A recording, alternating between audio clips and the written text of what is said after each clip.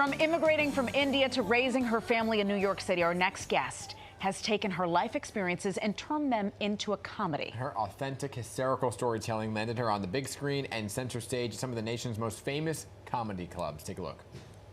I'm telling you right now, because you're starting college this fall, you will be surrounded by kids who are going to say, find your bliss. No. Remember this moment and remember that I killed it right here. Nobody needs their bliss. Everybody needs a doctor. That's exactly right. Joining us right now, actress and comedian Zarna Garg. Thank you so much for joining us, Auntie Zarna, as you call yourself. Yes. Thank you for having me. I love being here. We love having you. I do deep dives on our Instagram when I want to laugh late at night because it's just so funny.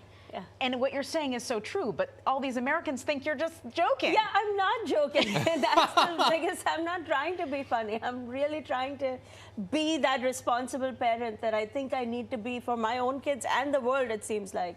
Can we rattle off a few of the things that's happening for you so people really understand that you are bigger than the comedy clubs in New York City now? You not only have a book coming out, you have this amazing vlog situation that you incorporate your kids, which is also very funny, and your husband, which is he's an amazing sport. He's actually not, but the bar is low. The bar is so low for brown guys. It's like he just sits there and smiles, and people are like, "Wow, what a nice man." Nothing.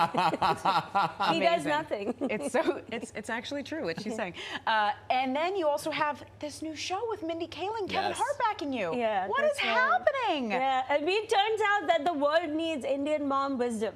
Yes. Somebody. The world needs somebody to tell everybody, stay in school and study. You know, with all that's going on in the world, I think like somehow my comedy, which was not meant to be comedy to begin with, is like cutting through the noise and like making some sense to somebody. When you got this call from Mindy Kaling and Kevin Hart, what was that like? I mean, I wanted to yell at their kids. Because like they post a lot of arts and crafts type stuff, and I'm like, see, look, this is already not looking good. Because I follow them all over on every social media. There's a lot of beach vacations going on with the Hart kids. There's a lot of like, you know, puzzle pieces and not like the math puzzles, like the artsy stuff. So first my mind went there, and then I was like, all right, what are we gonna do? Yeah. You know what I like about you? You don't have a traditional path to being a stand-up comedian, right? You kind of just saw that there was a void and an opening and then took it. So can you talk about kind of your path to where you are now? I can tell you with confidence that not a single brown woman I know on earth is dreaming of being a comic. It's just not a thing. We don't even know what comedy is. We're Indian. We don't believe in fun. Which is just not our thing. You know, look at Indian people. Like Indian people, if you've seen winners of the spelling bee, they look like they're going to explode into tears. Even when they win, they're crying. That's my people.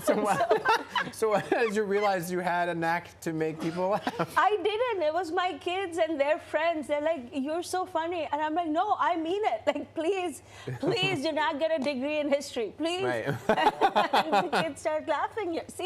See, they think it's funny. It's like, you know what I'm talking about. I was pre-med, and then I ended up here, and now I'm a failure. But, you know, never too late to take the MCATs. Right. I tell you that. Look at this. Go back and take the LSATs. I took the LSATs. I just kind of fell into the TV thing. But. Yeah, but, you know, I mean, look, here we are. My kids and their friends, they're all American friends, and my all American kids were like, Mom, you need to stop doing everything else. I was trying to be an entrepreneur. I'm like obsessed with the idea of having my business. Yeah. And I failed at everything.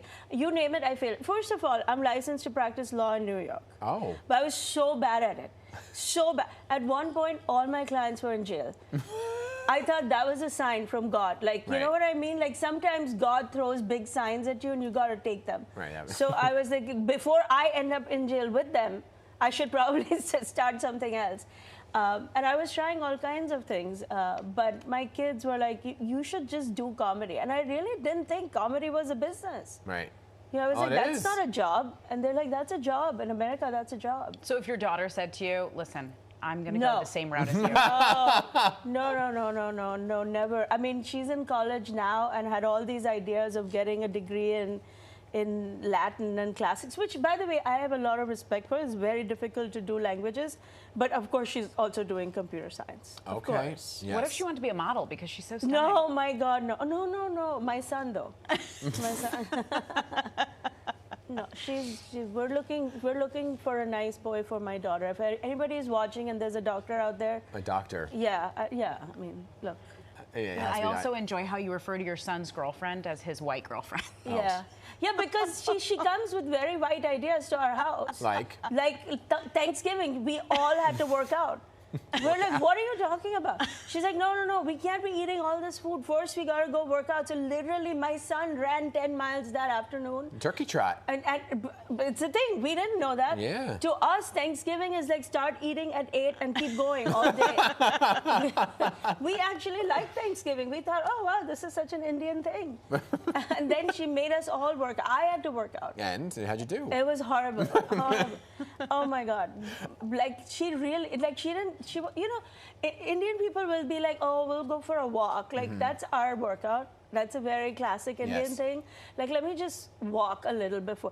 And it's not even really a walk. It's like a mild stroll. You know what I mean? It's like just go around the block for an hour. And no, this girl was like, We're where's the working out. weights? Where's the Right. weights? Yeah. Add the incline, you know. by the time Thanksgiving dinner rolled around, we were dead. You're tired. We worked up an appetite. 2025 is going to be a big year for you, too, because you have a book coming out, This Yes. American Woman. Yes. I'll talk about the book. Yes, and it's available for pre-order now. Okay. It's just got made available for pre-order. Yeah. And the book is my life story. It's a comedic memoir. So it's my life story of how I ended up immigrating to America and becoming a comic and all of that. But also it's, you know, it's a look at life in India and life here. It's, there's a reason why it's called This American Woman. I got in trouble my whole life for having this big mouth. And every time I said something controversial back home, which is like literally the bar is very low even for that. Like you say anything, it's controversial.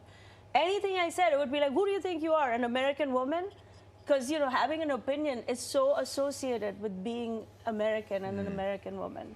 So we've tried to write a very funny memoir, and I hope people enjoy it. I hope people pre-order it. If you like my work, please pre-order it. Get in the line because, you know, we anticipate really good sales. Yes. What's your mother-in-law saying about all of the success, and what did she say first when you said, I'm going into comedy? So first she was like, oh, this is another thing she's trying. Because I had failed at a lot of things, so I kind of understood the skepticism. And in any case, she doesn't see anything I do as a success. Right. So there's also that, you know.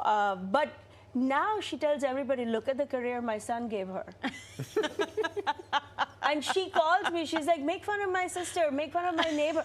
Like now she's a troll and wants me, like, post a video. Like for her birthday, she's like, make a video about my mother-in-law. Okay. Like, really, Look at the success my son gave her. yeah, I love it. Tell people where they can see you, fantastic. your upcoming shows. Yes, I have 6 shows in New York City on the Upper West Side Comedy Club, starting tonight, Christmas Eve, Christmas Day. People working Christmas Day because we don't take no breaks here. And, you know, people have money to spend, and we're here to take it.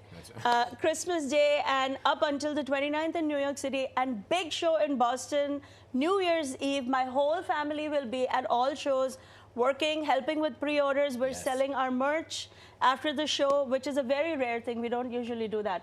But it's for the holidays. We had special sweatshirts made that say, love is overrated, marry for money. No, I love it. Zarna, we're out of time. You're fantastic, okay? Thank you. Thank you for being here. Good. Pre-order the book, everybody. And you can buy tickets for Zarna's shows at zarnagarg.com/tickets.